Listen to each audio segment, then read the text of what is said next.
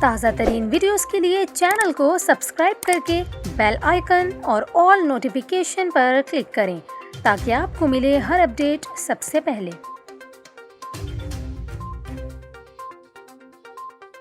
اور ابھی آپ کو بتائیں، پاکستان تحریک انصاف کے کارکنوں نے ایک بار پھر اسلام آباد کے نجی ہوٹل میں منعرف پی ٹی آئی رکن قومی اسمبلی نور عالم سے بدتمیزی کی ہے۔ اس واقعے کی ویڈیو تیزی سے سوشل میڈیا پر وائرل ہو رہی ہے۔ پی ٹی آئی کے ایک کارکن نے نور عالم خان کو پشتو زبان میں گالیاں دیں۔ نور عالم اپنے دوستوں ندیم افضل چند، مصطفیٰ نواز کھوکر اور فیصل کریم کنڈی کے ہمراہ افطار کر رہے تھے جس وقت یہ واقعہ پیش آیا۔ عینی شاہدین کے مطابق نور عالم خان نے گالیاں دینے والے کارکن کو سمجھایا کہ یہ فیملی زون ہے، لیکن پی ٹی آئی کا کارکن گالیاں دینے سے باز نہ آیا اور اس دوران نازیبا جملوں کا بھی استعمال کیا گیا۔